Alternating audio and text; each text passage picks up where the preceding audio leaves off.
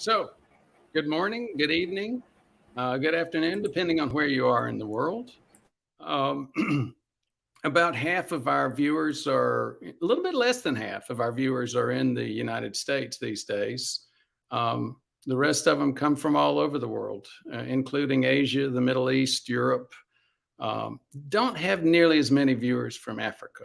A lot of viewers from South America as well. Today, I may end up going into a little bit of a rant. I'm going to try not to, but it's a topic I get emotional about. You see, I grew up as a Southern boy in the U.S., and there were at the time that I grew up, what you did for a career and your integrity meant a lot. I expected most doctors, and almost all doctors, to have the patient's major benefit in mind, to be doing this for the benefit of the patient.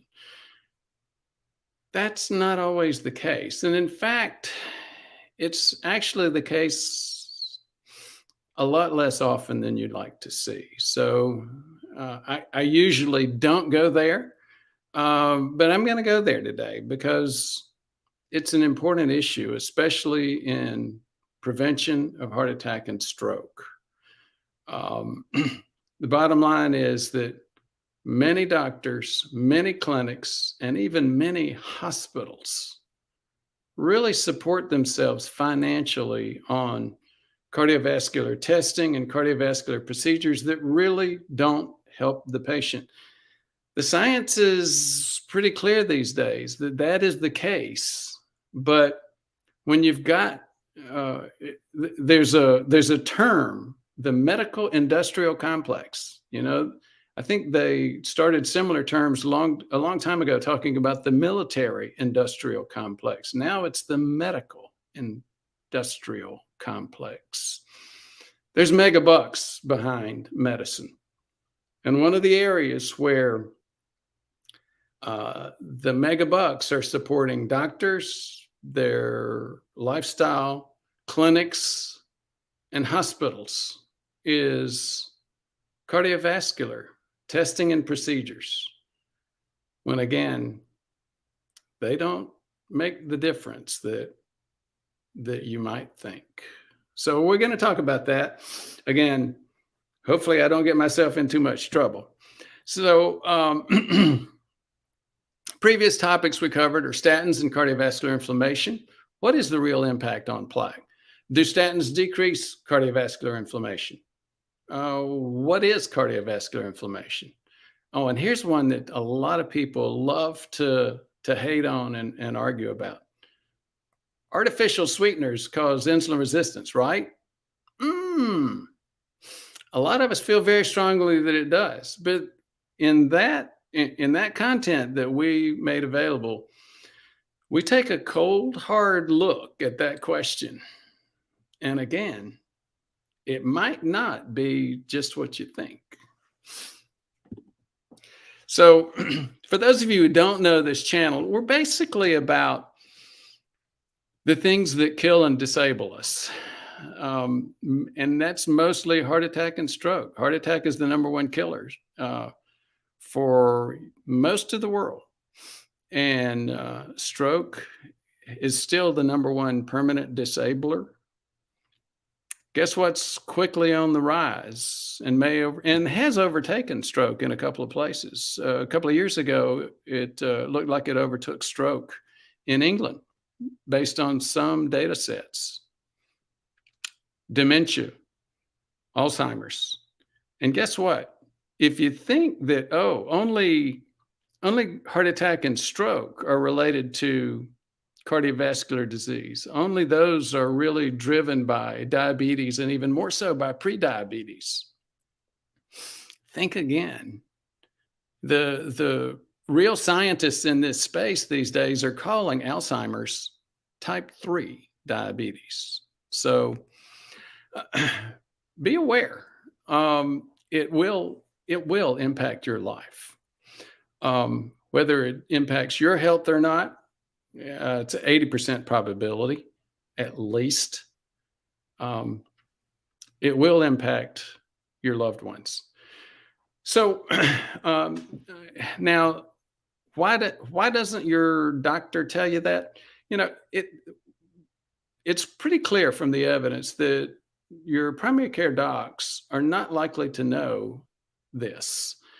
It isn't so much a going after money thing, which we'll talk about a little bit later, but it's just an issue of awareness. You know, look at the science. We've covered that several times. Your typical primary care doc, internist, family practitioner doesn't know how to diagnose prediabetes, let alone manage it. So that's what this channel's about. There's a lot of different ways that you can get that core content from us and save your life and save the life of your loved ones. One is the courses. These courses are easy and cheap. Gosh, about a third of the time we just give them away. And within a couple of hours of looking at of watching the course, of looking at the videos, reading the content, you can know more about the real drivers of death and disability than most docs: insulin resistance, plaque evaluation, and cardiovascular inflammation. And then if you've got the appetite for it, we did a full recording of one of our heart attack and stroke prevention conferences, the one in Louisville. It was very popular. And again, within just a few hours, you'll know more than most docs. I'm going to skip over talking about the subscription plans. They've become very popular and continue to be more and more popular. But slots for seeing me are closing up because of this thing. The Jubilee Primary Care Program.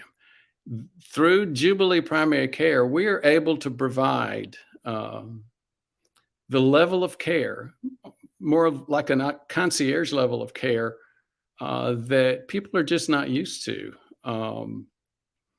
It's part of Medicare Advantage programs.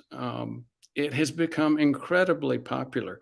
We started this off with a plan to just do a part-time clinic and do some remote care. Well, it caught fire, and now we're at 6 clinics, soon to be 8.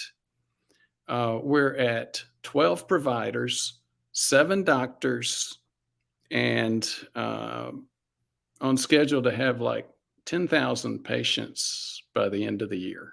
This is just, again, very, very popular, very, very exciting to be involved with this. And that's the major reason why we don't have as many slots as we used to for my care, personal care. The content for today is going to be coming out of this Prevention Myths book. When I wrote it and when we first put it out, I said, it's almost as exciting as watching paint dry. Well, I wasn't giving it enough credit, and I've continued to get a lot of feedback. Doc, it's really better than that. And guess what? I bought a copy, and I bought a copy for my doc too, because doctors need to understand this. And it's true. It's one of the things that we'll be talking about today. A stress test is not going to predict a heart attack. And neither is going to the cath lab and getting a big needle stuck into your groin, your inguinal area, and a catheter snaked up into your heart area. That's not going to save you from a heart attack, and it's not going to prevent a heart attack. It's not going to even predict a heart attack. But that doesn't mean that we don't have a lot of them done. I've quoted the numbers. I went ahead and actually I provided the numbers many times in that book. It's like, what is it, 20 million a year being done? Billions of dollars being spent on cardiovascular testing. And, just a few years ago, maybe 10, 15 years ago, the vast majority of stress tests were actually just stress tests, where you hooked somebody up to an EKG and had them run on a treadmill or walk fast uphill on a treadmill or on a bicycle, or there's some other ways, which the book gets into. But then they found, you know what? we can improve maybe the predictability, maybe just a little bit, using the injection of some radionucleotides, some things that will glow and show up on X-rays. So now everything has switched from stress tests, which were $200 to $300, to nuclear stress tests. And guess what? It went from $200 to $300 to $10 to $12 to $20,000. And did it really save a lot of lives? Did it save any lives? Big issue. Unfortunately, the answer is not what you might think, and it's clearly not what many of us would have hoped. But that's what we're going to be talking about today. So when Gilbert gives us the water ball, we'll get into the program, the discussion for today: problems behind cardiovascular testing.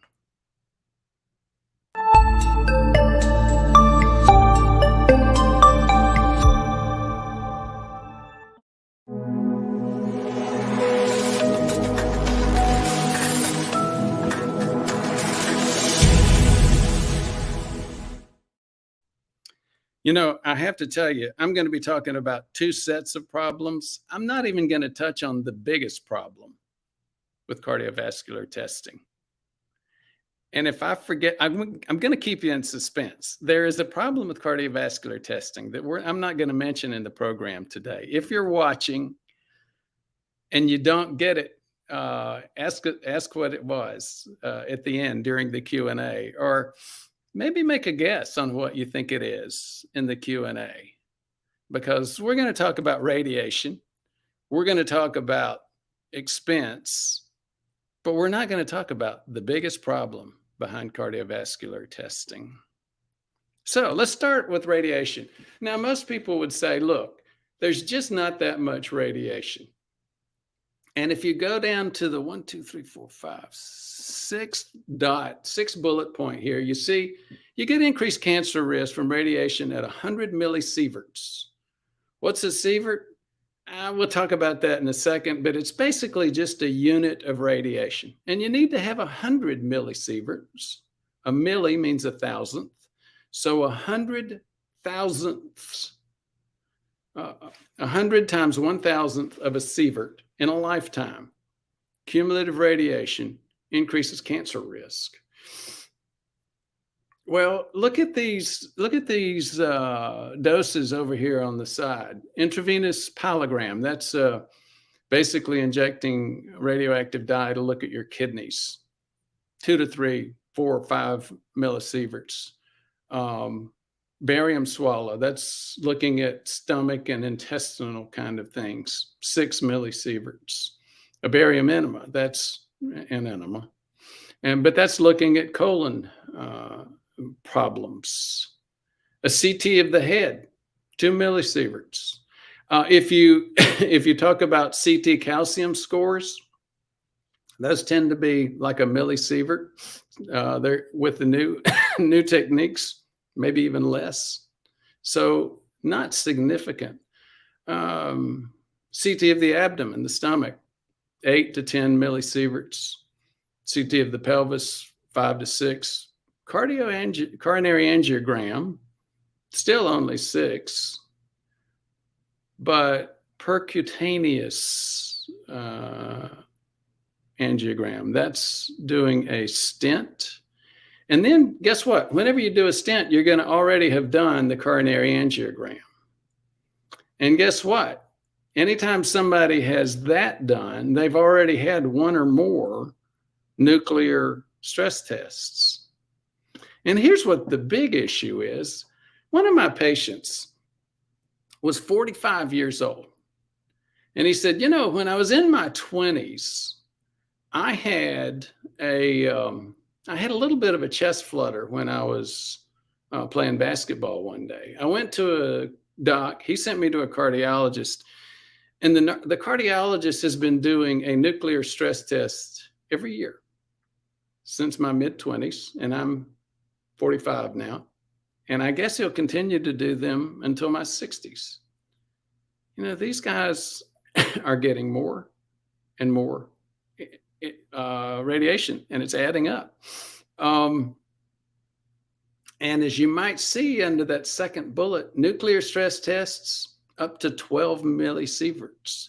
So by the time our 45-year-old basketball player, who really had nothing significant, had his 20 nuclear stress tests, he was up over twice the recommendation. He was, you know, he could have been at 240, 250 millisieverts in exposure just from nuclear stress tests. And he was in his mid-40s.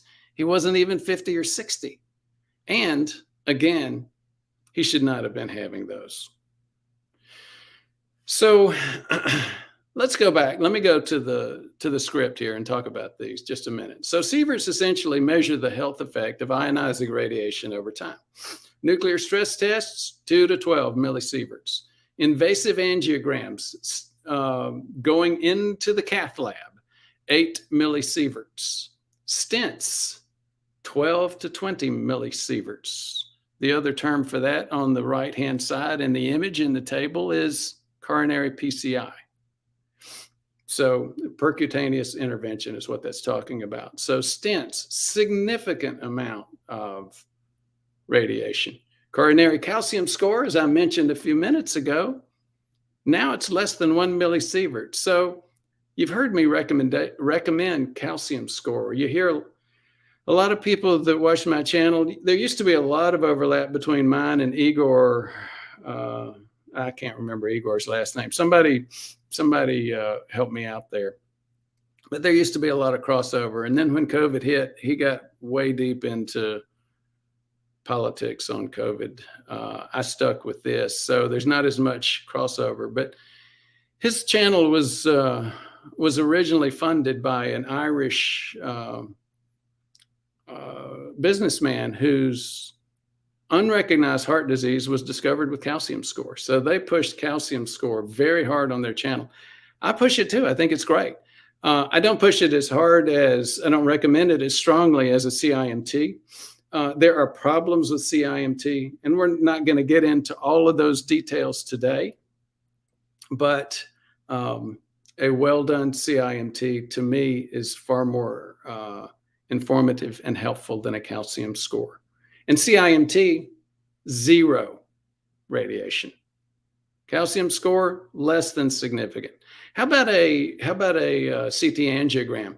It's significantly more than a coronary calcium, but it's still insignificant. You're not going to build up to significant amounts of radiation from doing calcium score, clearly, excuse me, nothing from a CIMT, and still not enough from a CT angiogram. But from nuclear stress tests, from stents, from the typical stuff, that evil triumvirate, a nuclear stress test followed by an invasive angiogram, followed by a stent. You know, you do all three of those together and already you're up to like 40 millisieverts.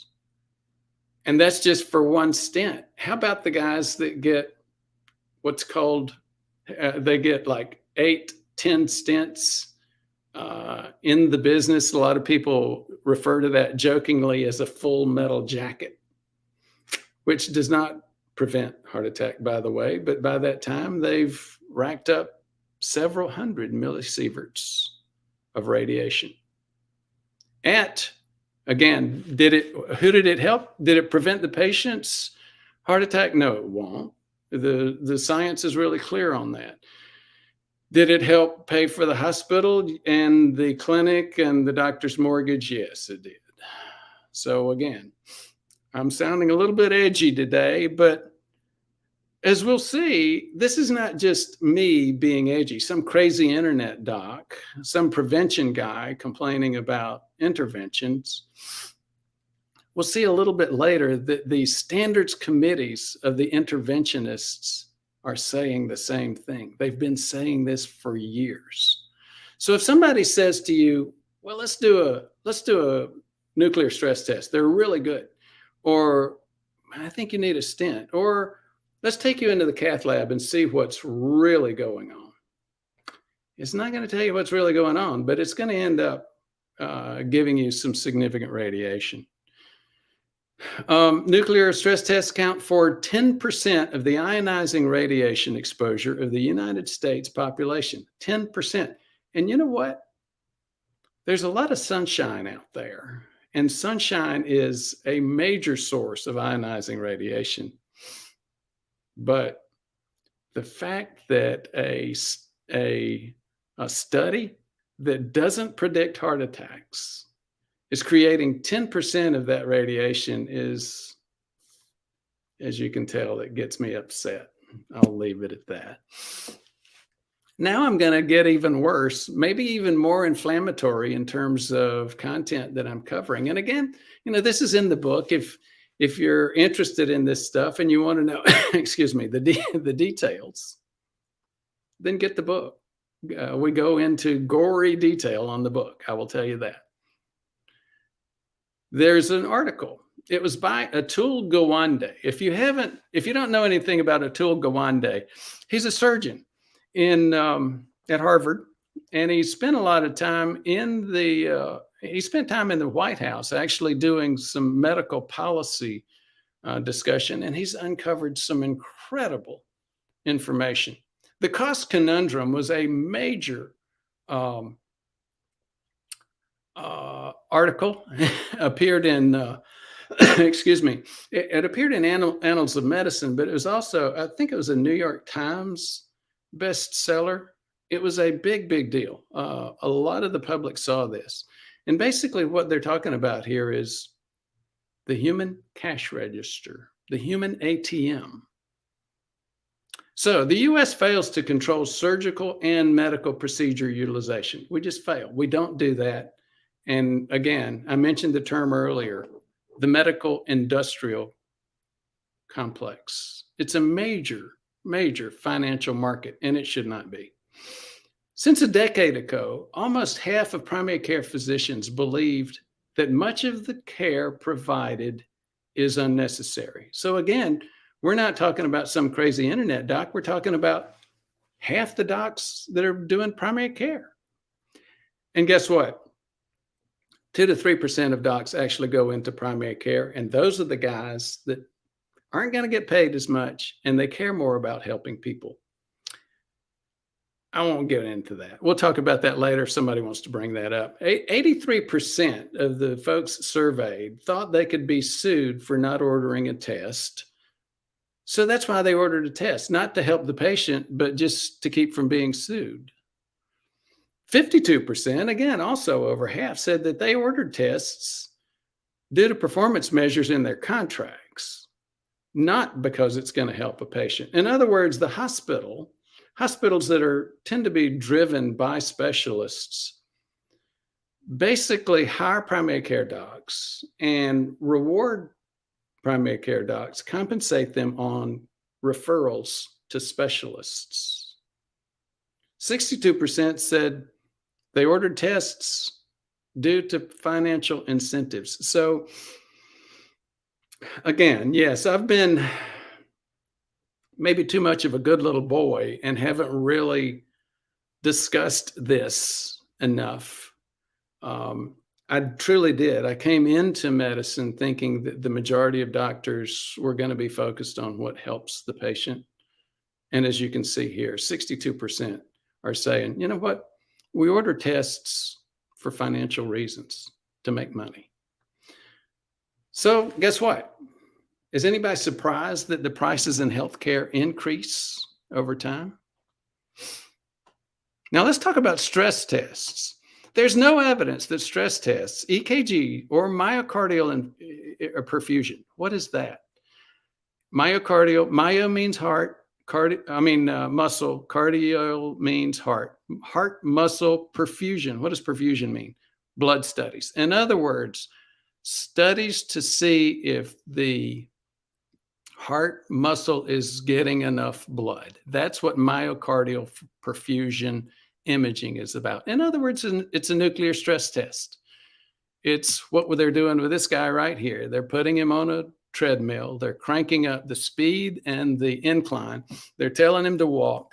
They're getting EKGs while they're doing it. And guess what they're also doing? They're injecting dye to see how he's perfusing, how much blood supply, how his blood supply is to his heart. Now, again, why did they do this? Because they knew that they weren't working with just an EKG. And they said, well, let's just, maybe if we put a bunch of radionuclear dye in this patient while they're doing this, and we took pictures, it would greatly improve the predictability. And we could now predict whether somebody's going to have a heart attack. Well, no, they don't really predict whether you're going to have a heart attack. I'm not saying they're useless, but again, we'll talk about what the standards committees have said. Over $501 million have been spent in unnecessary tests, admittedly unnecessary by the doctors that ordered them. Stress test costs around $200 to $300, as I mentioned before. But then once you start adding all this nuclear stuff, it's 4 times more expensive, 6 times, 8 times, and sometimes 20 times. The typical costs for nuclear stress testing is $1,500 to $20,000. And you think, wow, that's crazy, Ford. What? That's over a factor of 10 in terms of range. Oh, yeah. Get a stress test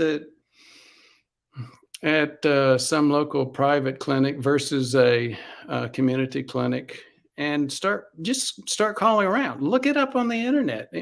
This is one place where Google's pretty clear. Look up Google variation in costs of a stress test or a nuclear stress test, and you'll start getting the picture.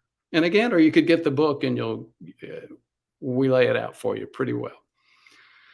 Pardon the typo, but up to 44% of asymptomatic adults between 40 to 60 years old had unnecessary stress tests. Now, wait a minute. That's half of adults 40 to 60 years old. And how do you define unnecessary? Who defines that? Well, as I said, this may sound like some crazy internet doctor having a rant. As I said, this is, I tend to be pretty rigorous about the information that I put out there. And guess who said this? Choosing Wisely. Who developed Choosing Wisely? Well, first of all, Choosing Wisely is a program to help patients understand what's appropriate and what's not. Who developed it? Well, the key group is the ACC. Who's the ACC? The American College of Cardiology. In other words, the guys that everybody respects in terms of the final authorities in cardiology. Why did they do the Choosing Wisely program? Because they knew that patients were getting way too many tests from their docs. Of course, well, why didn't they tell their docs? They've told the docs, here, calm down. Don't be doing all of these studies in these different areas. And they specified the places where just way too many were being done inappropriately. So why didn't they just tell the docs and let that be? Because they knew that the docs were not listening, a huge portion of them. And patients needed to hear it too. So this is a program developed for patients to say, buyer beware. If your doc wants to do one of these, you really should question this. So what are some of the examples that the American College of Cardiology has said in terms of overuse of stress cardiac imaging or non-invasive imaging on these patients? Number one, in the initial evaluation of patients without cardiac symptoms, unless there are some high-risk markers. Again, it's like my 25-year-old basketball player who started getting nuclear stress tests in his 20s. Number two, as part of a routine follow-up in asymptomatic patients. Follow-up. Follow-up for what? Well, follow-up for a whole bunch of stuff, including once you've had your first cardiac stress test, your first nuclear stress test, then it's pretty easy to say, maybe we ought to just check that again. Well, that one statement leads to $10,000 to $20,000 worth of costs, income for the doctor, the clinic, the hospital, and a very challenging day for the patient at minimum. Number 3, as preoperative assessment of patients scheduled to low-risk non-cardiac surgery. So this thing about preoperative assessment, that is such a conundrum, such a problem within the medical areas. If somebody has a, quote, history of heart disease, then surgically, the hospital, the clinic, the surgeon all want to get, quote, cardiac clearance. Well, what is cardiac clearance? Is that saying that somebody like me with relatively benign atrial fib, somebody like me, I'm sure I would get a major workup, including nuclear stress tests. Would it help? Would it help clear me for surgery? No.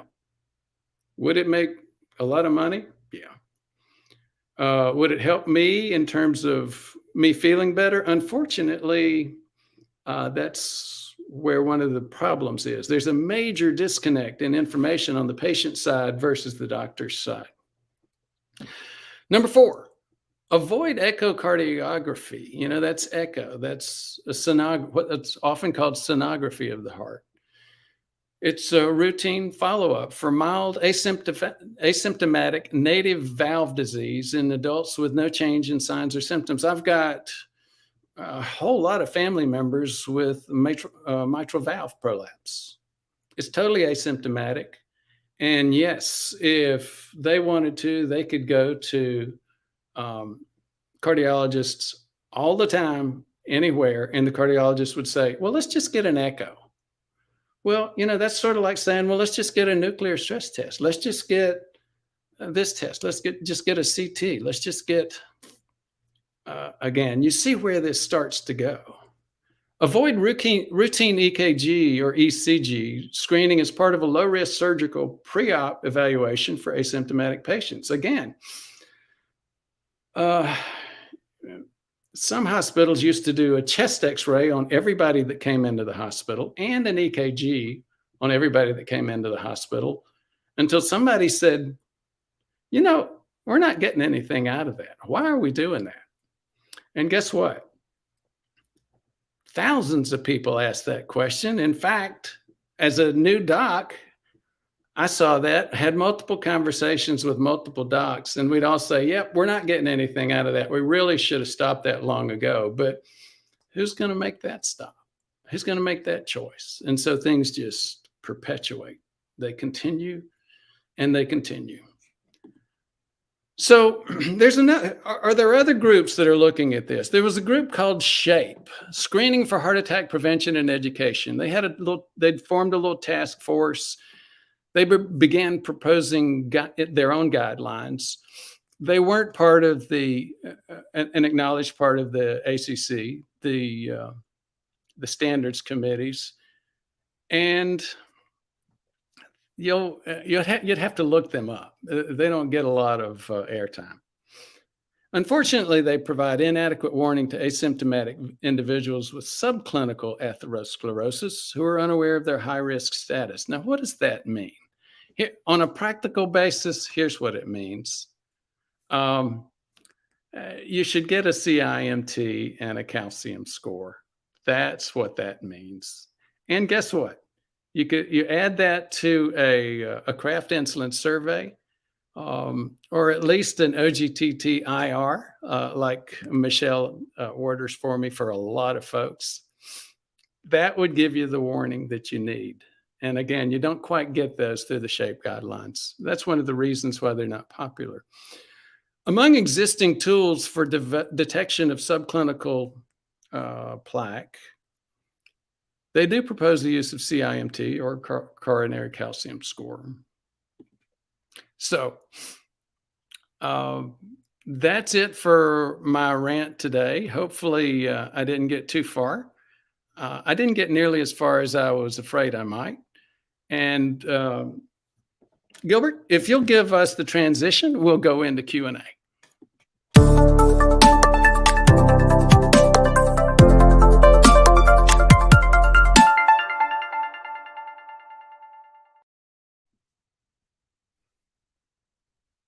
Oh my goodness, I just got to mention it again. LPG 12338 has been a frequent contributor.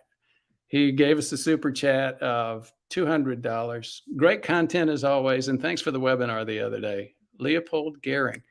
Thank you so much. Well, I wondered what LPG meant. Leopold Gehring. Thank you so much, Leopold. I appreciate it. So what Leopold has done, by the way, I'll just mention, as I did in the very beginning, there are people all over the world that are getting this information now. And if you start watching the contents online, what you'll see is people are saying, hey, doc, I got your tests and I didn't have prediabetes. I had full-blown diabetes and my doc thought I was fine. You've given me a warning. I didn't like the news, but it's going to save my life. Thank you so much. And so we're saving lives all over the world. And Leopold, thank you so much with the contributions that you make. This gets us a long way. I pay for this channel and the content to get out there by, thank you. I pay for that with my own work, seeing patients and with our own life savings, retirement savings. But something like these contributions, give you an example. So about a little over 50% of our production team is in the Philippines. $200 American goes a long, long way towards helping us get our production up and there. Gilbert, for example, who's co-hosting with me today, is in the Philippines. So this makes a big, big difference, Leopold. And for those of you who provide that kind of contribution, you're helping save lives throughout the world. Thanks again.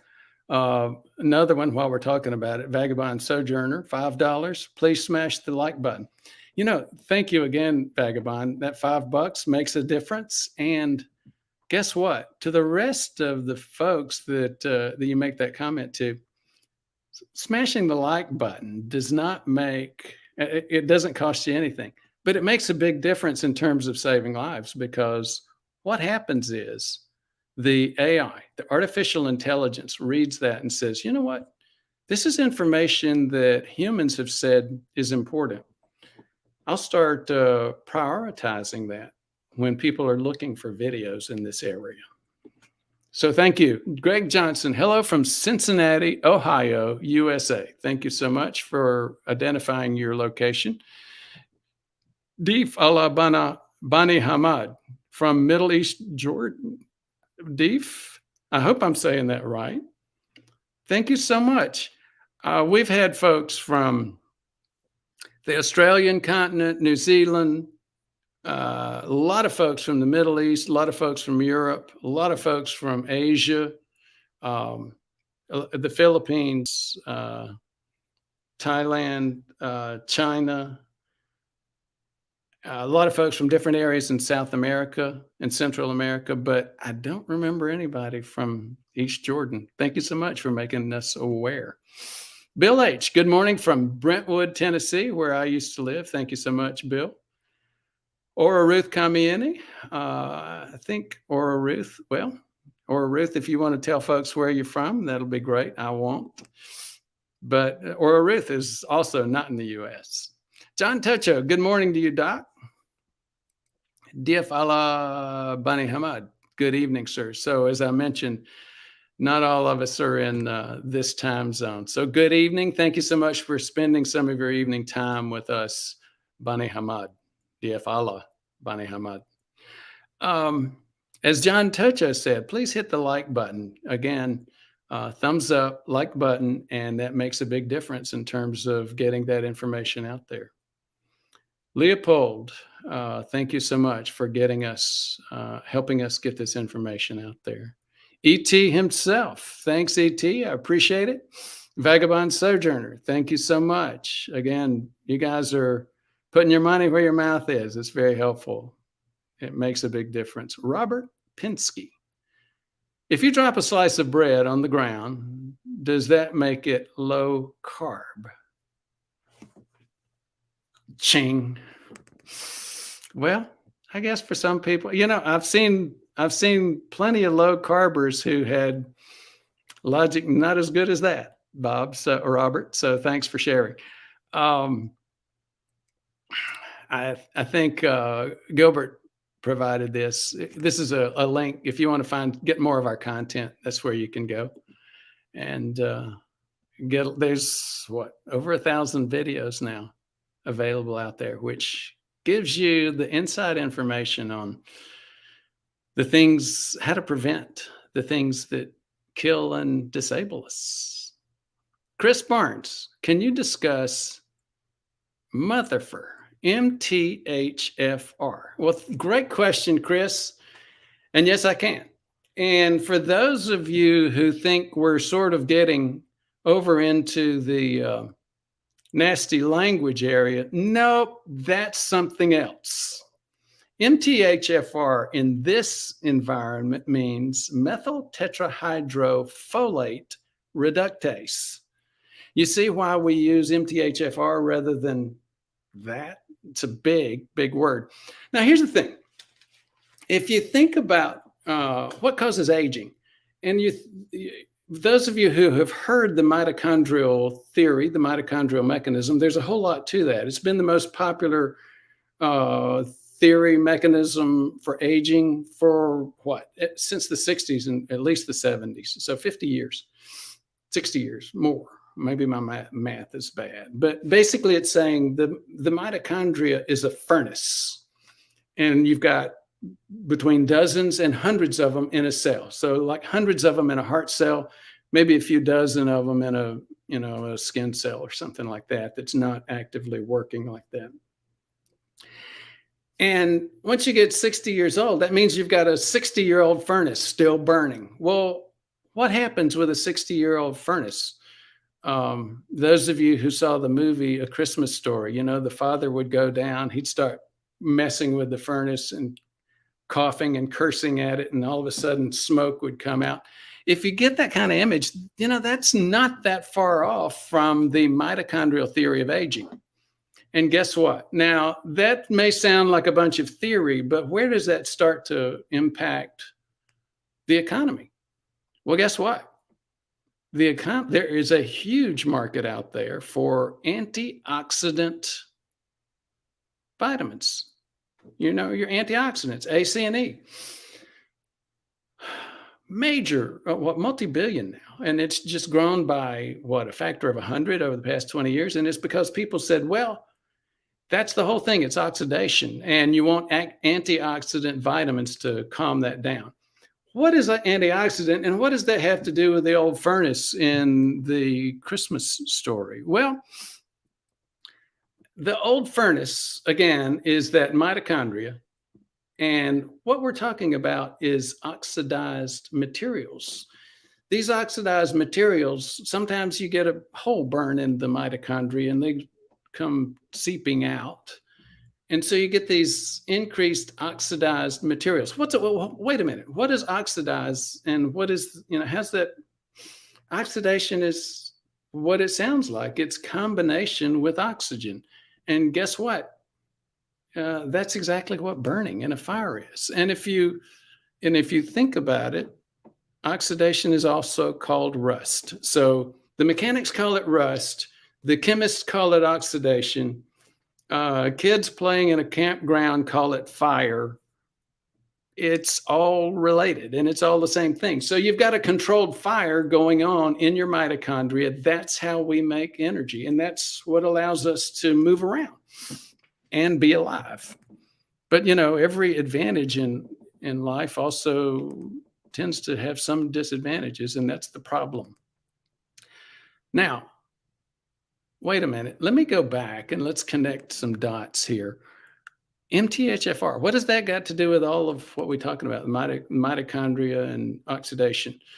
So, reduction is the way to reverse that oxidation. So, there is a couple of ways of thinking about this. Oxidation is the addition of oxygen. So, guess what? If you add hydrogen ions, well, what happens when you add hydrogen and oxygen? You get water, and that is an inert material. So that's what's going on. The mitochondria are involved with getting energy out of oxidizing things like glucose. They break these carbon-carbon bonds apart, and they extract the energy out of it. If you look at a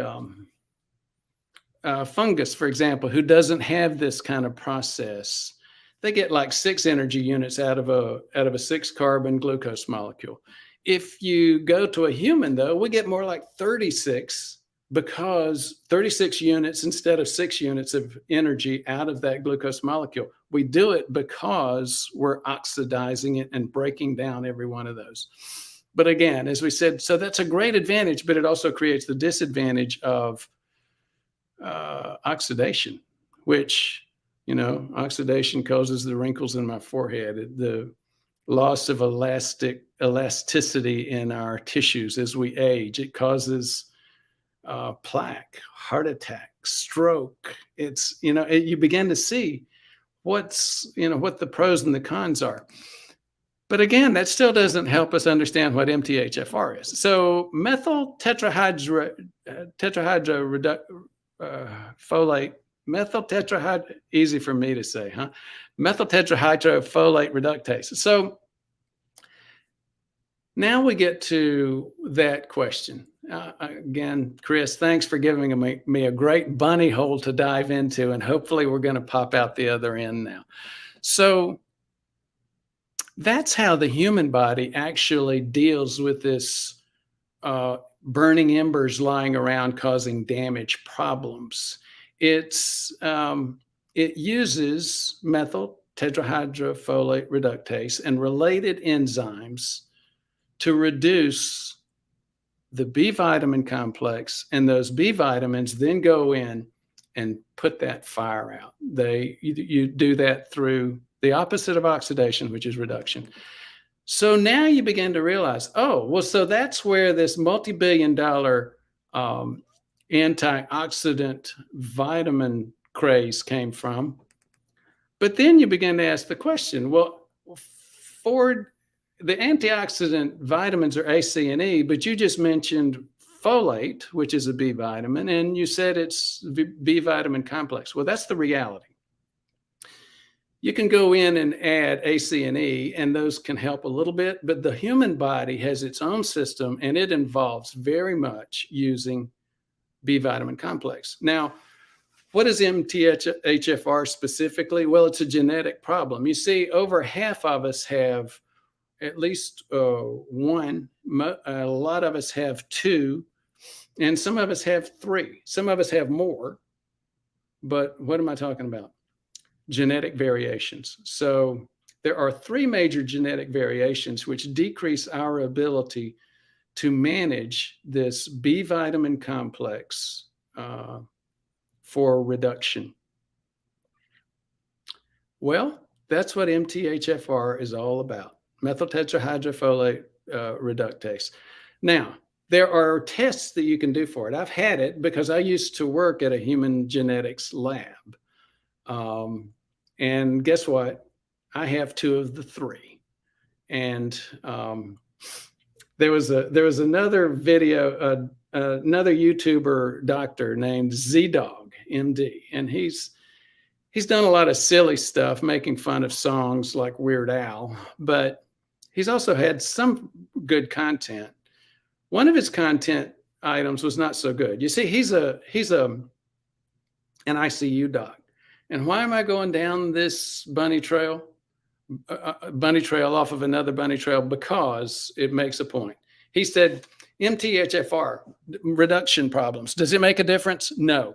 Well, guess what? If I'm an intensivist and I'm working in the ICU with patients, no, it really doesn't make a difference. But if I'm a prevention doc and I'm helping patients understand what's driving their disease, MTHFR makes a big, big difference. It drives the destruction of our eyes when we have prediabetes. It drives the destruction of our arteries when we have plaque. It drives the destruction of our kidneys when we have kidney disease, all associated with prediabetes and diabetes. So, Chris, thank you so much. Maybe I spent too much time. Maybe I got too theatrical, but that's a big topic for me. Mezzanine, Cummins, Ivor Cummins, thank you so much for reminding me. So a lot of people used to watch Ivor Cummins' channel and my channel.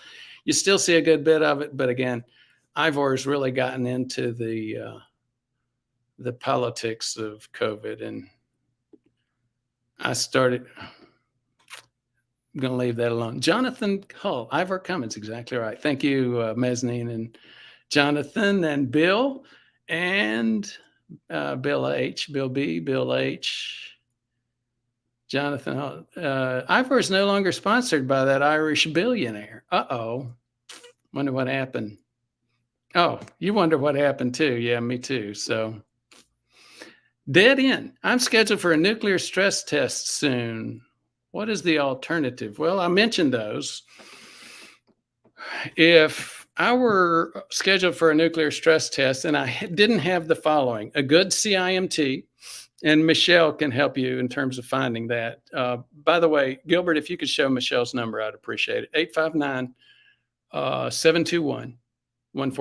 That's 859-721-1414. Because of the challenges with standardization, there's only a few places I would recommend getting a CIMT. Anybody can get get a calcium score. Those are really easy to standardize. So your local X-rays or us usually can provide that. And if you haven't had those two already, I would not get the stress test yet.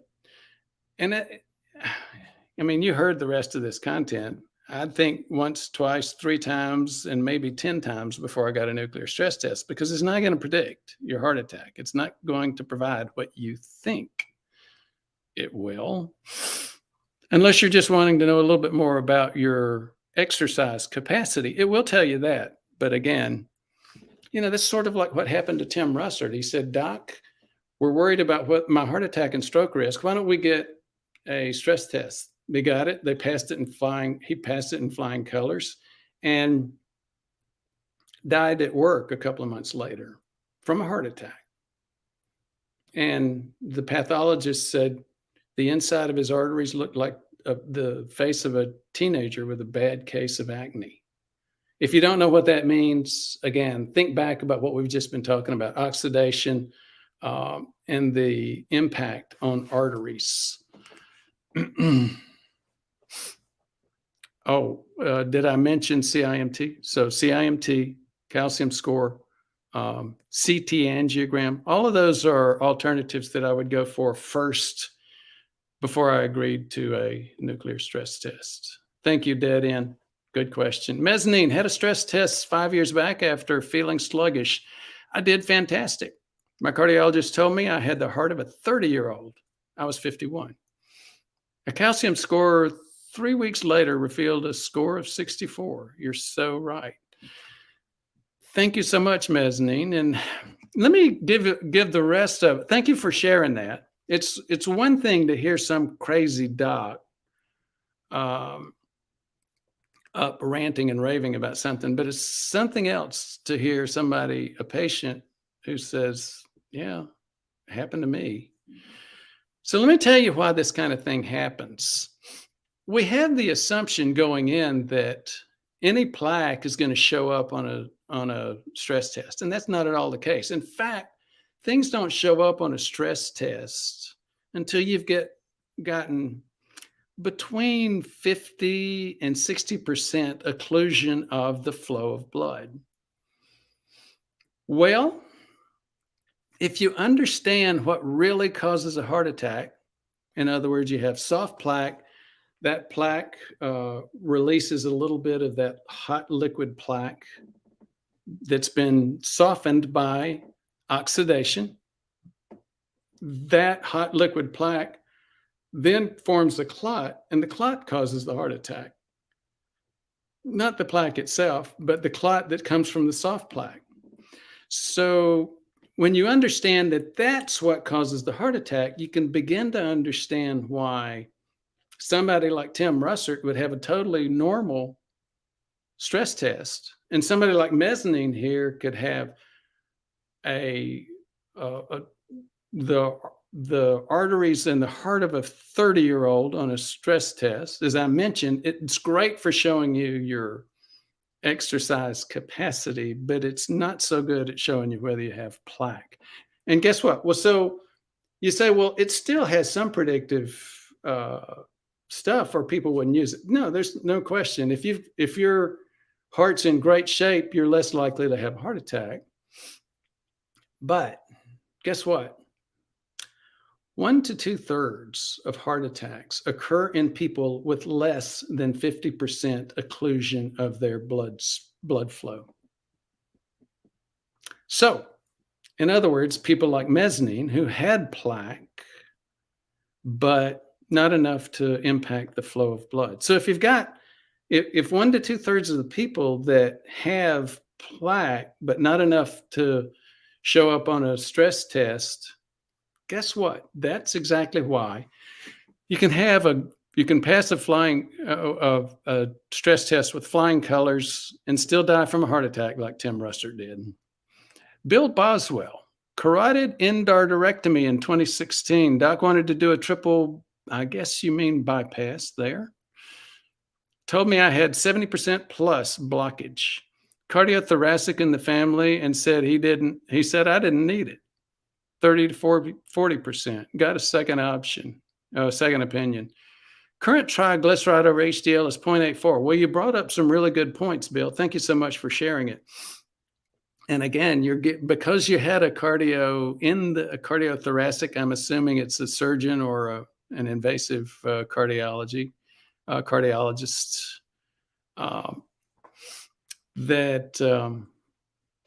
or an instrumental cardiologist. There's a bunch of names for it. But you got a little bit more of the inside story, and it's the inside story that you're hearing today, that, not all plaque means you're going to prevent a heart attack by trying to put a stent in there. And yes, before you agree to things like that, please get at least a second opinion. But I would say, unfortunately, your probability is at least 2/3 when you go to someone else, another cardiologist, that they're going to agree, oh yeah, you know what? I'm a hammer. That looks like a nail. I'm an interventional cardiologist. That looks like something that needs a stent. The evidence is out there. So I used to say, get a second opinion before you do any of this. The problem with that is, unless the second opinion is in your family, and even quite often when they are in your family, they may not know. I mean, a lot of them don't even know it, that, how low the probability is of actually impacting your health with these procedures. Bill, you brought up another good point. Your current triglyceride over HDL is 0.84. When I get when I get somebody that comes to me and they have a cholesterol panel, but they don't have anything else, the first thing I look at is not LDL, quote, bad cholesterol. The first thing I look at is triglyceride over HDL. There's a fellow named Chuck Smith. He came to me. He did a couple of videos for us. He lost 50 pounds with a fellow named, blanking on his name. He's a low-fat doc. Watch the fat. And he did, he had Chuck watching the fat. Chuck lost 50 pounds. At that point, after losing the 50 pounds, that's when he had the heart attack. He was driving in his Tesla, so he let the Tesla continue to drive him to the hospital while he was fumbling around in the back seat getting his nitro. Great story. But what has that got to do with the triglyceride over HDL? So after losing 50 pounds, and he's in the hospital upset about having had a heart attack anyway, he saw one of my videos on triglyceride over HDL. He's an engineer. He takes charge of his life. And so he looked it up and he said, my triglyceride over HDL is 7. No wonder I had a heart attack, even though I lost 50 pounds. So triglyceride over HDL is a very important number. Chuck K. Hi, Doc. You are completely justified to rant. The money interests have taken over and the patient is not the primary concern. Unfortunately, that's, I always knew that was true, but I always thought it was like maybe 1 or 2% of doctors. It's far more than that. Thank you, Chuck. James Kenner, please stop saying crazy internet doctor. I'll try that, James. I will. I'll try to quit saying crazy internet doctor. ET himself, Chuck K. The money interests started 100 years ago. Yep. Insurance has had a lot of negative impact on medicine. There's no question about that. Brendan Lenane, did my calcium score again, as expected, 388, up by 25%. Not sure what you mean by PA prior auth 3 years ago. It seems 25% per year as usual. In the UK, they seem to consider stress tests more reliable. Calcium score test, predictive, not diagnostic, I was told. It does help you understand your risk. Guess what? Ask those same people that told you it was, quote, predictive, not diagnostic. Ask them if a stress test, even a nuclear stress test, is predictive. And if they tell you, yes, it is, get them a copy of my book. I'm not making this stuff up, Brendan. Thank you so much. I appreciate that comment. Michael Cuyo, another super chat button. Again, we appreciate these. It may seem like a small amount. It's not. It makes a difference, and it helps us get life-saving information out there. Kava time. If the CIMT shows plaque, what is the next step? Is twice a week statin helpful? If so, I hate it. I've been a statin hater myself, and a whole lot of people that watch this channel are statin haters. They don't want to take statin. Let me just make this comment. The bad things that you've heard about statin are a little bit overblown, but I don't recommend statins usually based on LDL numbers. That's what most docs give them for. I do recommend them based on plaque. And if you have plaque, I recommend considering a statin. I don't recommend high-dose statins. Those are the ones that cause muscle pain. They cause you to go down that route of more prediabetes or diabetes. You don't need that to deal with the cardiovascular inflammation. You see, there's a thing, and I won't go into it today unless we get more questions about it, called pleiotropic mechanisms. Pleo comes from, it's the same root word as the Pleiades, that the Pleiades came from. Unless you're an astrologer or astronomer, you may not remember Pleiades. Pleiades means the 7 sisters. Pleiades just means a whole lot. So statins have another mechanism besides just lowering LDL. What they do is they decrease this friendly fire, this impact of your immune system attacking the plaque in your in your arteries. So that's what that's about.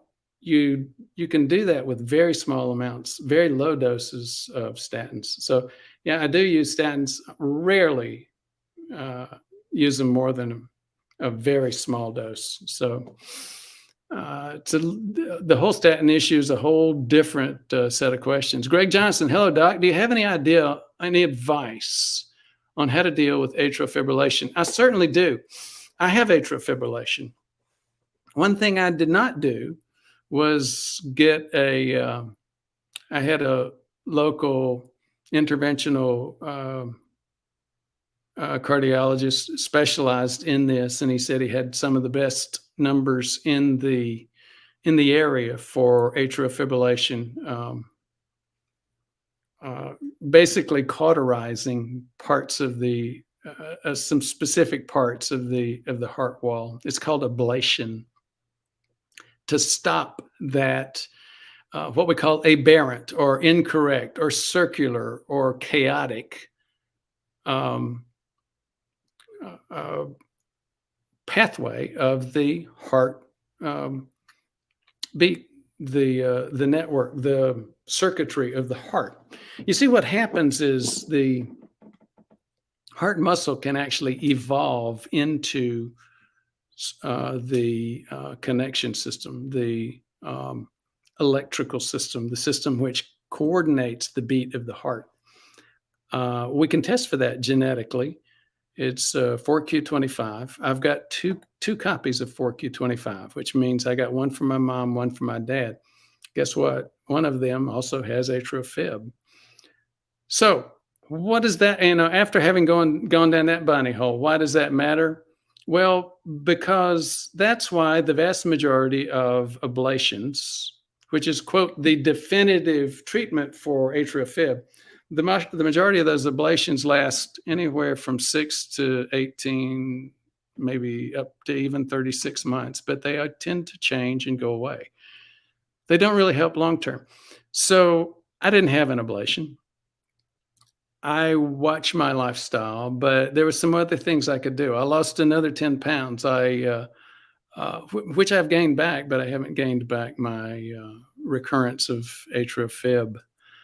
Atrial fib is a big, big deal. It increases the risk of having a stroke by 5 to 8 times. And most people don't know. It's sort of like prediabetes. Most of the people that have prediabetes don't know that they have it and don't know that they're increasing their risk for heart attack and stroke. In the same vein, most people with atrial fib don't know. They have it in these little episodes and they may not even feel it. And meanwhile, it's still increasing their risk for a stroke by 5 to 8 times. So there's a whole bunch of information around that.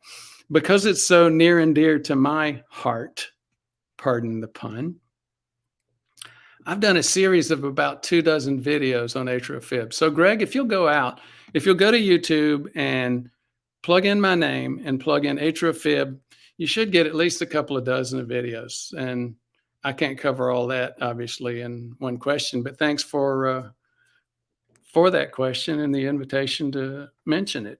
Michael Cuyo, I hope I'm pronouncing that correctly. I'm taking both pitavastatin and Repatha. My LDL is 21. Is this level a problem? It's a great question. LDL is what most folks have tended to think is the, quote, bad cholesterol. Once you get deeper into the science, it's not that LDL is that bad. Remnant cholesterol is often a bigger issue. Clearly, prediabetes, uncontrolled diabetes is a bigger issue. Even these people that focus on LDL, the vast majority of doctors don't know what a really high LDL is, and they're not even aware of familial hypercholesterolemia. So there's just a host of misinformation out there about LDL. Now, is it a problem to have it in the 20s? So here's the answer to that. We don't know. It's not that clear. Now, many people would say, oh, it messes up your brain because you use cholesterol to make brain cells, which is true. And you use cholesterol. Cholesterol is a major component of most cell walls, any kind of cell. Also, very true. Now, when Repatha and the other PCSK9s came out, they really had a significant impact on LDL levels. It was not unusual at all anymore to see somebody with LDL levels in the 20s. Before the PCSK9s and when just statins were available, That was very unusual. So now you've got a couple of studies who have said, we got it down that far into the 20s and it didn't do anything bad. In fact, it helped their cardiovascular risk. Now, if you're going to base your knowledge of this on those studies alone, the evidence that came out of those, you're taking you're jumping the gun on the evidence. It's just not there yet. So thank you for that question. I wish that the science, the evidence was there to really answer it, but unfortunately it's not. Billy Norris, loved the book, read it twice, only want to know, living here in Louisville, Kentucky, not happy with my cardiologist. Do you recommend any in the area? I don't recommend cardiologists usually. I know a few, but the ones I know are actually working with me in some programs. I mean, they're in some corporate activities that I'm involved with. K Health, for example, a fellow named Ido is a cardiologist. He practices in New York, and he doesn't practice a whole lot. I'm a big fan of Ido's. There's a couple of other cardiologists. There's a cardiologist that works with Amy Deneen, but that's out in Washington, D.C. So unfortunately, I don't know any cardiologists in Louisville that I would recommend. And again, most cardiologists don't really know the prevention side that well. I do. I'm here in Lexington. I do most of my work when I'm seeing patients by remote medicine, telemedicine. Chip Morris, I have a cardiac calcium score of 3,900 as of 2020. I have no symptoms. I've had no events.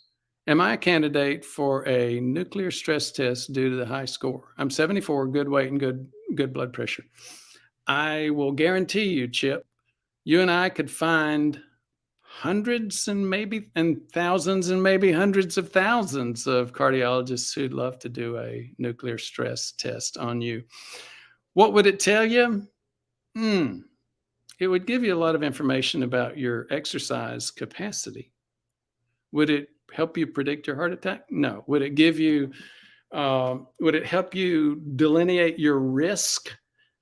No, not compared to some of the other stuff that we've talked about. Again, I'd get a Kraft insulin survey or OGTT with insulin response long before I'd get a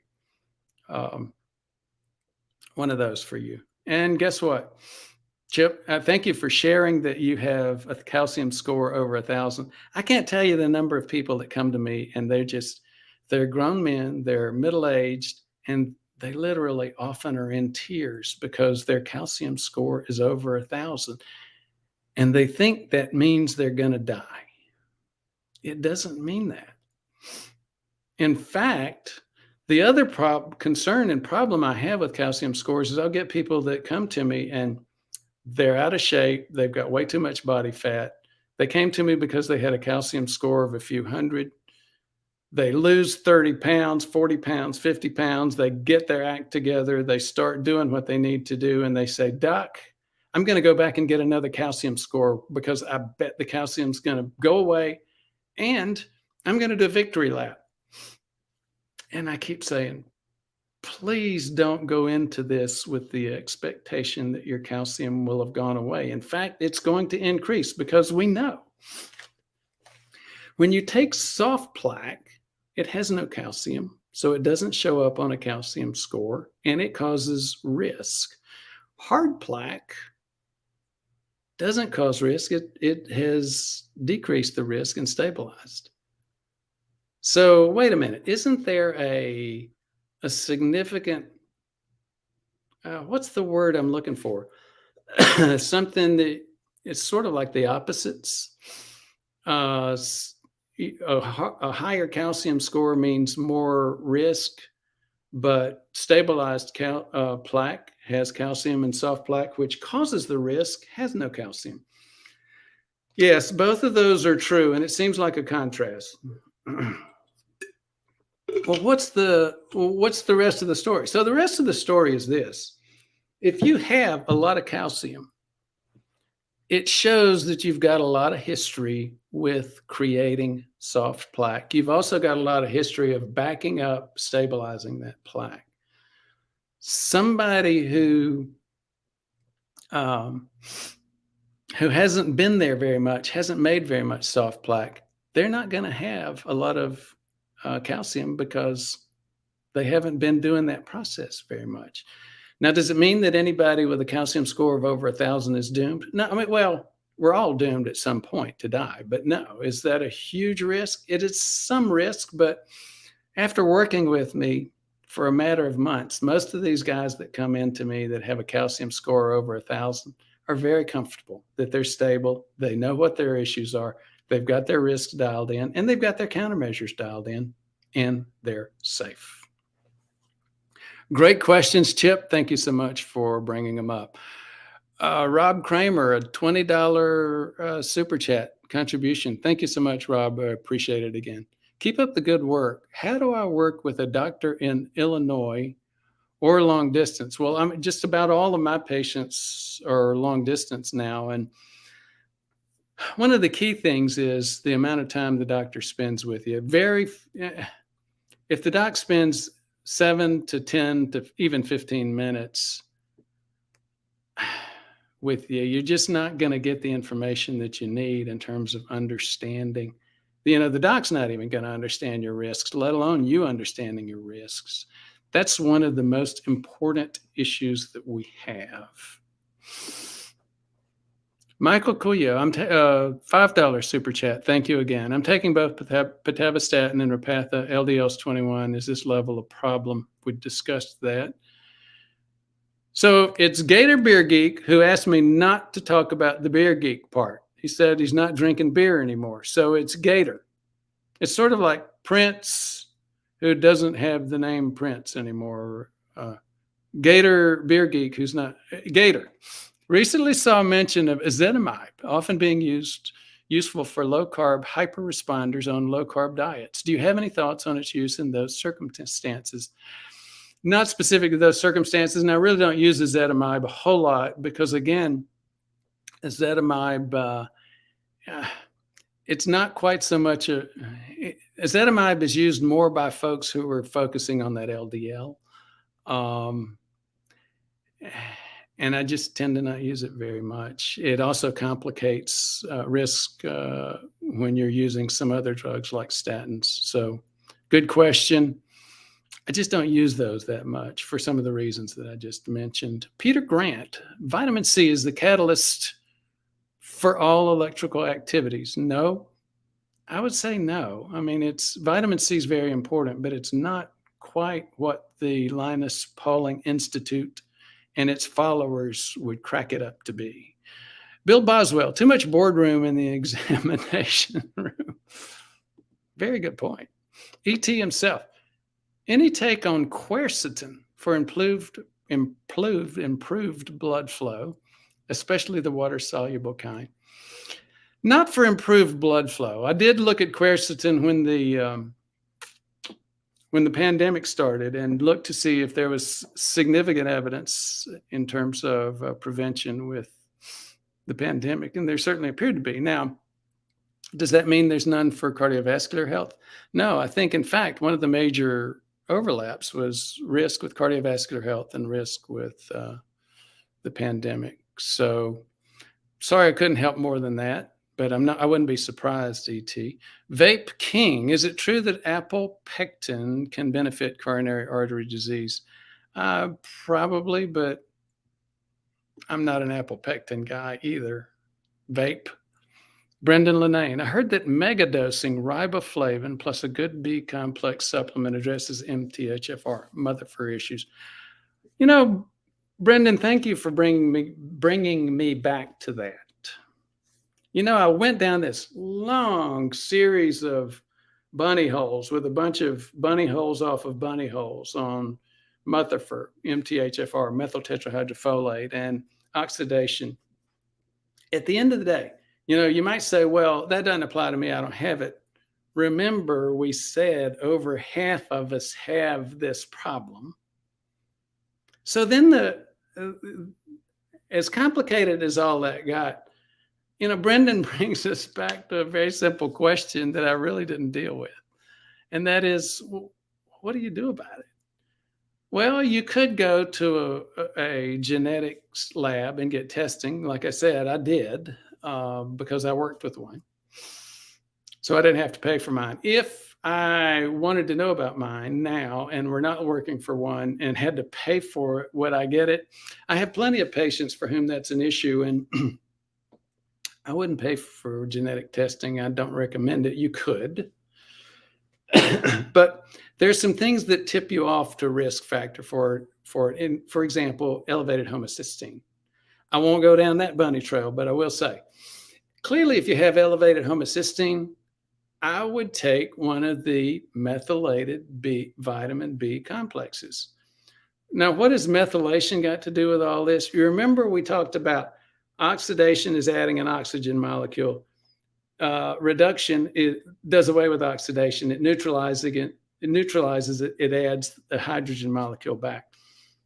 Your body does that, reduces not by adding a hydrogen molecule or atom back. It adds a methyl complex, carbon with 4 hydrogens or 3 hydrogens. That's how your body much more effectively reduces. Much more effectively than the antioxidant vitamins A, C, and E. So how does it do that? And again, how do you know if you've got the problem in the first place? Like I said, an elevated homocysteine is a tip-off to that issue. What do you do then? If you have an elevated homocysteine, I would clearly take one of the methylated vitamin B complexes. There's a bunch of them out there. Thorne has them. I think Doctor's Best has them. There's like 3 or 4 or 5. They know this story, and they create vitamin B complexes where they have methylated these groups. So what does that do? So that sort of bypasses the genetic problem that we have by giving you a daily boost up of methylated vitamin B or B vitamins, riboflavin, folate, the methylcobalamin, some of these other things. You want methylated B vitamin complexes. Then your body has a very practical way for dealing with the MTHFR. One True Moose, my Jarvik 7 is still ticking along. Should I get a tune-up?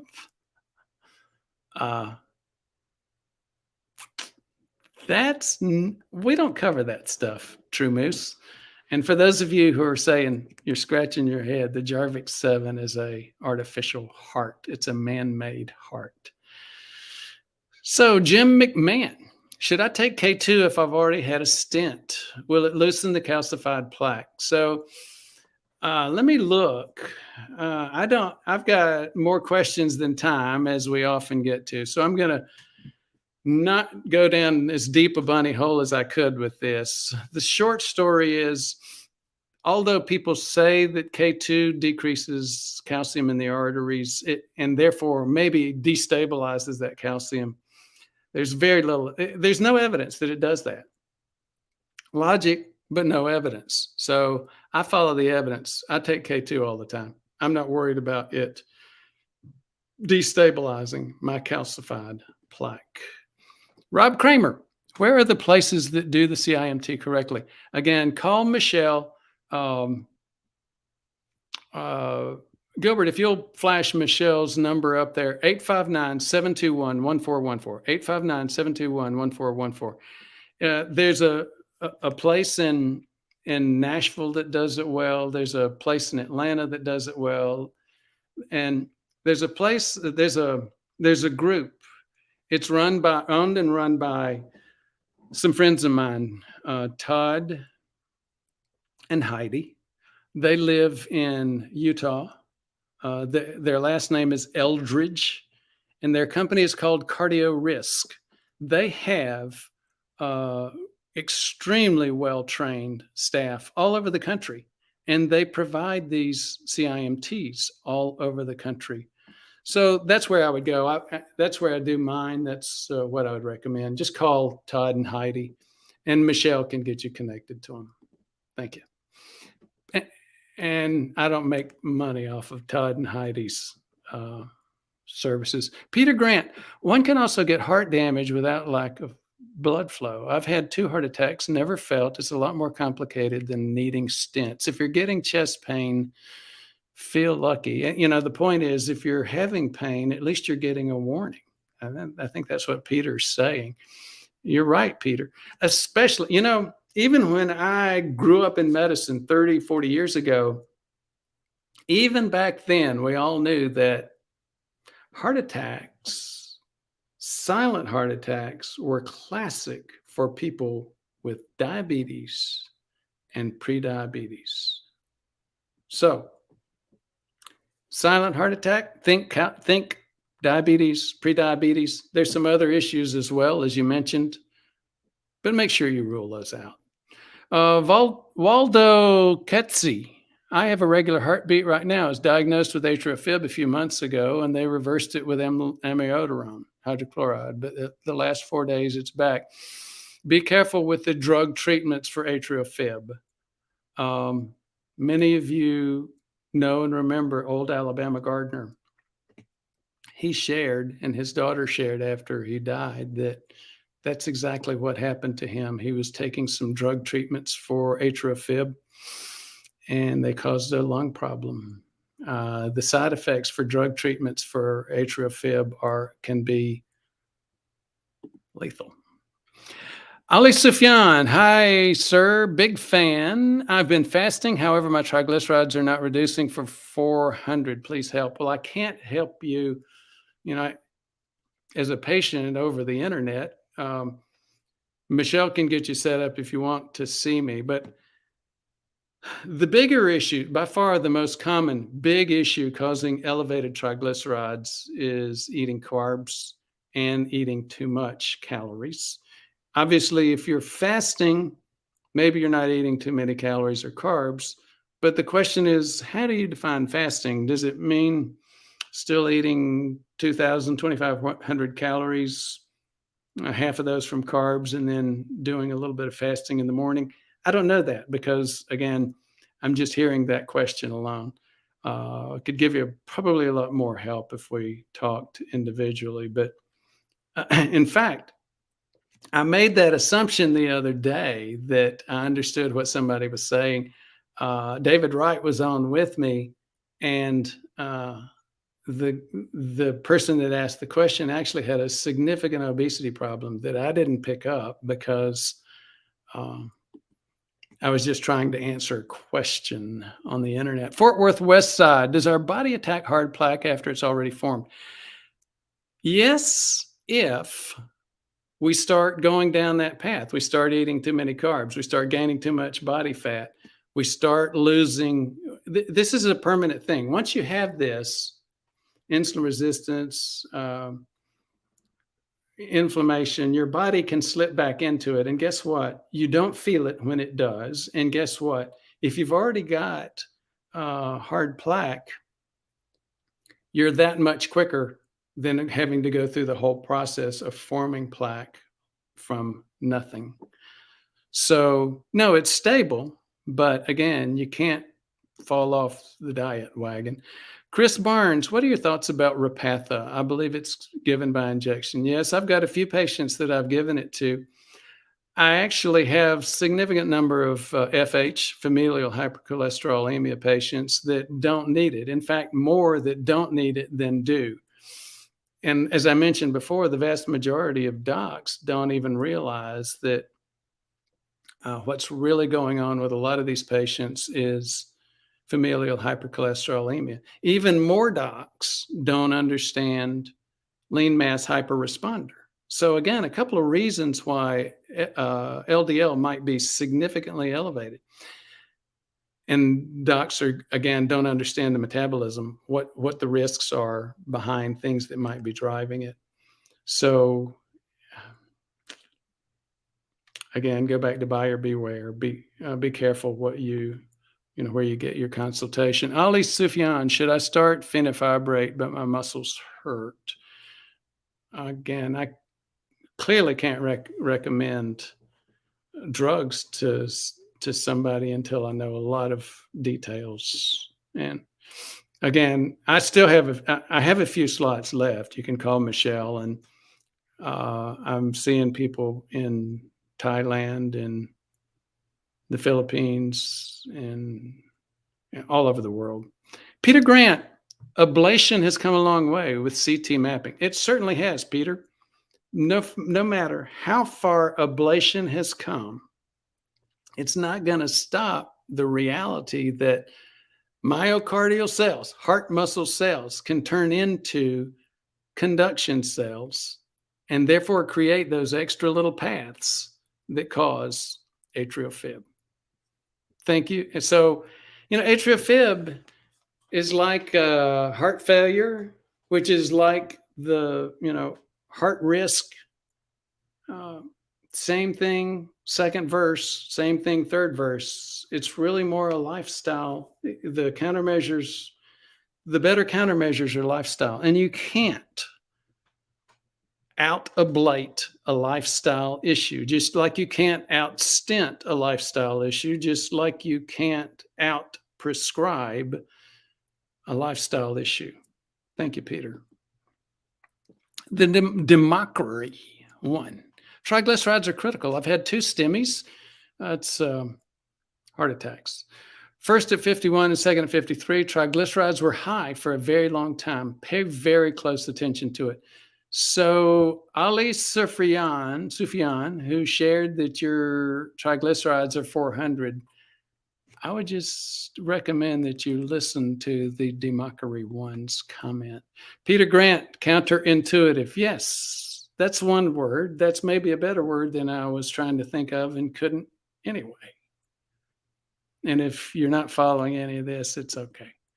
Craig Bax, Dr. Bax, to paraphrase Upton Sinclair, the guy that wrote The Jungle about, I think he wrote The Jungle, about the meat packing industry in Chicago.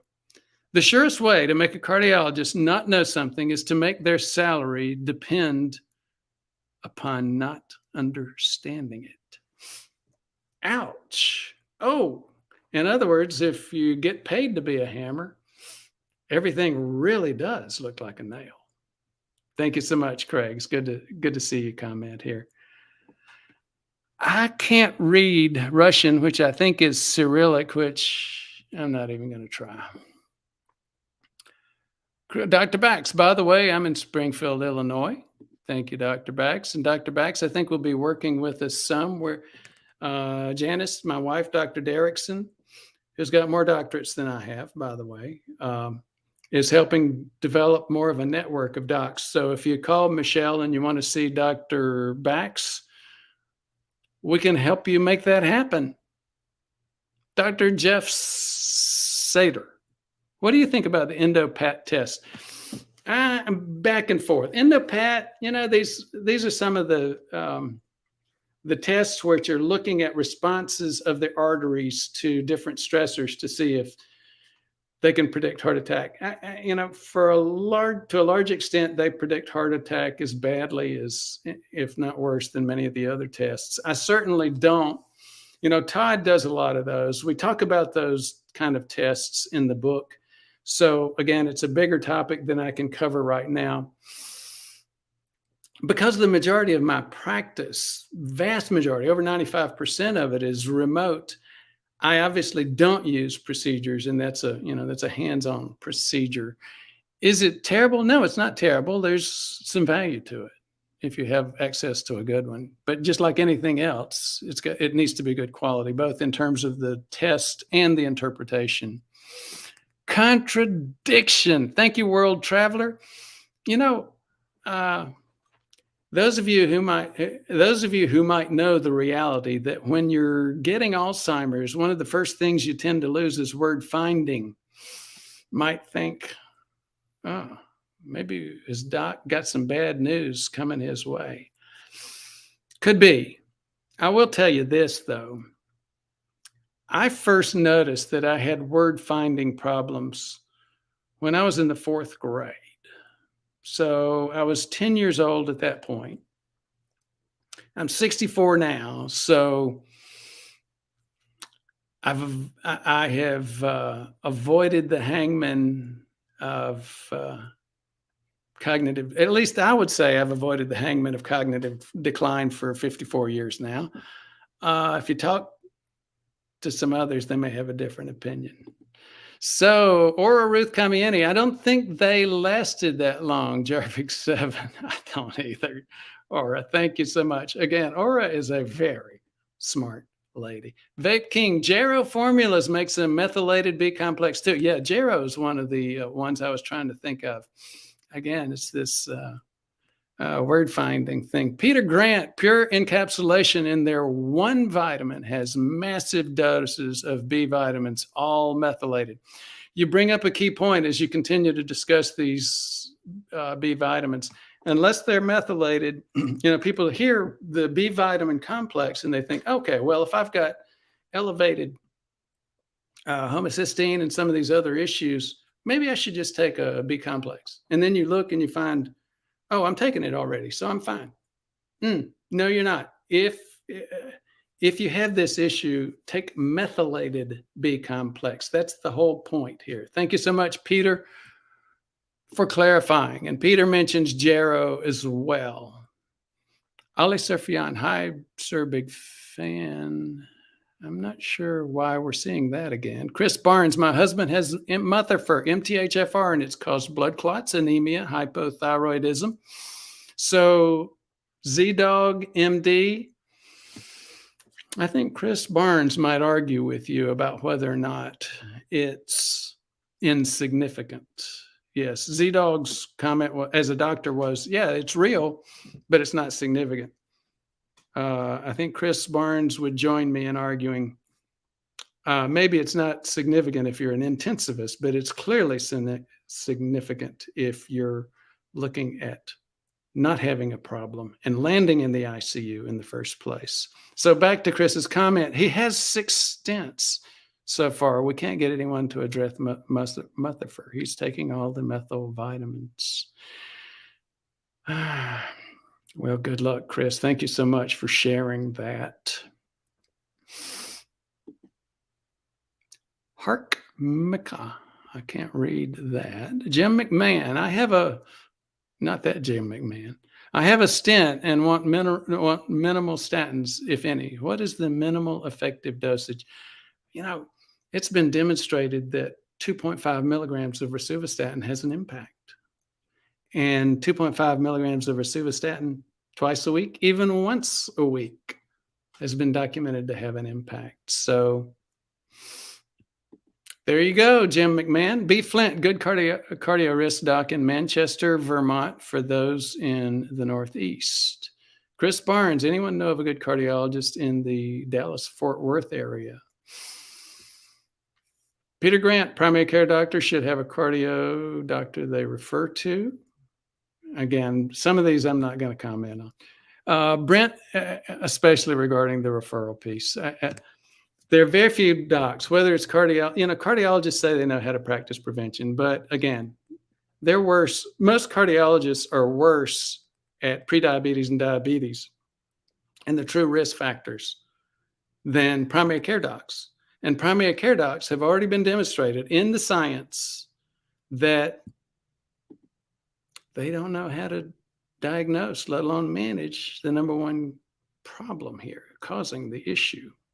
So I do actually refer to very, very few people. Craig Bax is one of them. Dr. Wright is another. I've had them all on my, or not all of them, but I've had a lot of them on my channel. Brent Hayenga, what about TMG for elevated homocysteine? Methylfolate doesn't lower my homocysteine. Trimethylglycine, yes, it's another form of giving you methyl groups. I take those as well. Betaine, betaine, depending on how you pronounce it. Trimethylglycine, trimethyl. That's where the methyl groups are coming from. 3 methyl groups attached to the to the glycine.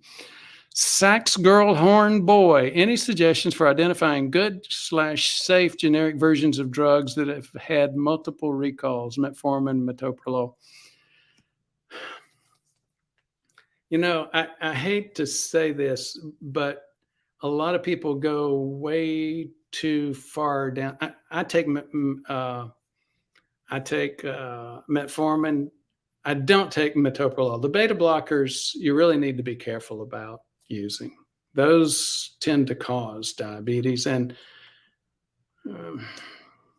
there are some situations, especially with heart failure, where beta blockers make sense. But even with that, the normal beta blockers are not a good choice. You need to take a couple of the beta blockers, which have been shown to have minimal impact on increasing diabetes. Metformin, I have not worried about. Yes, there have been multiple situations where metformin, a specific type and brand of metformin, has had an issue. Same thing with ramipril. I don't spend a lot of time focusing on that.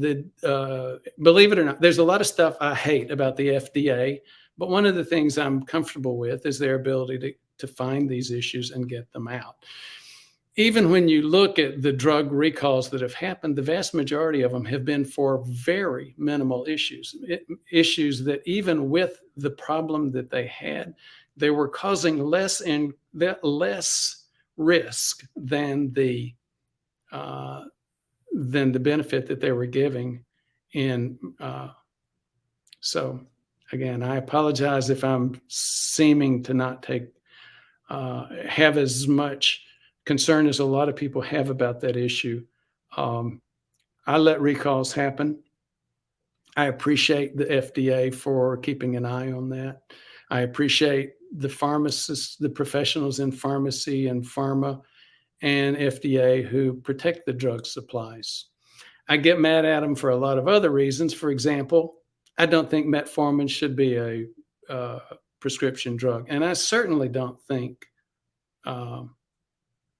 Freestyle Libre and the CGMs should require a prescription. So those are some of the places where I really disagree with the FDA. So that was our last question. Thank you so much for your interest today, and I look forward to the next time.